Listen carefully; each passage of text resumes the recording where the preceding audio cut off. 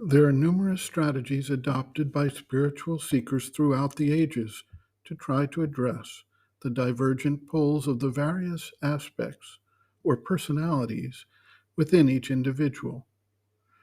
Brute force has been tried. Stoicism and resistance to the force of desire has been tried. Abandonment of the active life has been tried. Sublimation of sexual energies has been tried. Various forms of intense meditation and concentration have been tried. Suppression of one or another impulse, aspect, or power of the being has been tried. Some of these provide temporary results, particularly if the spiritual practice is one that leads away from an active life in the world or supports the evolutionary intention in the manifestation.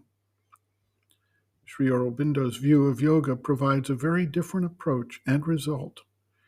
He does not try to deny the various powers of the being.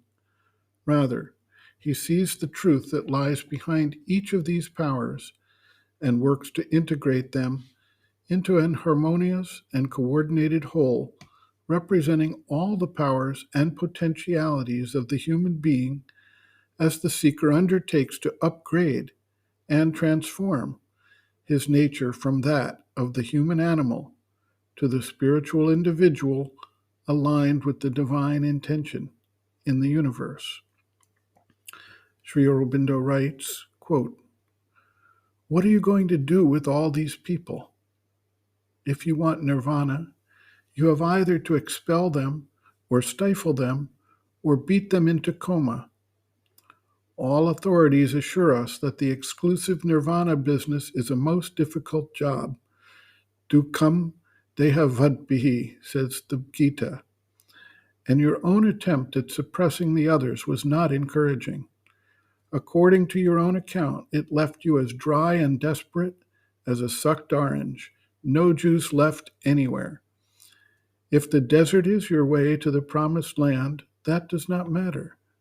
But, well, if it is not, then there is another way. It is what we call the integration, the harmonization of the being. That cannot be done from outside. It cannot be done by the mind and vital being.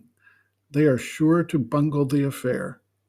It can be done only from within, by the soul, the spirit which is the centralizer, itself the center of these radii. In all of them, there is a truth that can harmonize with the true truth of the others, for there is a truth in nirvana. Nirvana is nothing but the peace and freedom of the spirit which can exist in itself, be there world or no world, world order or world disorder. Bhakti and the heart's call for the divine have a truth. It is the truth of the divine love and ananda. The will for tapasya has in it a truth. It is the truth of the spirit's mastery over its members. The musician and poet stand for a truth. It is the truth of the expression of the spirit through beauty. There is a truth behind the mental affirmer. Even there is a truth behind the mental doubter, the Rasilian, though far behind him, the truth of the denial of false forms.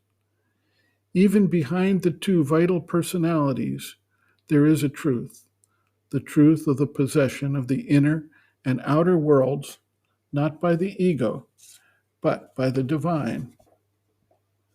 That is the harmonization for which our yoga stands, but it cannot be achieved by any outward arrangement. It can only be achieved by going inside and looking, willing and acting from the psychic and from the spiritual center. For the truth of the being is there, and the secret of harmony also is there. End quote.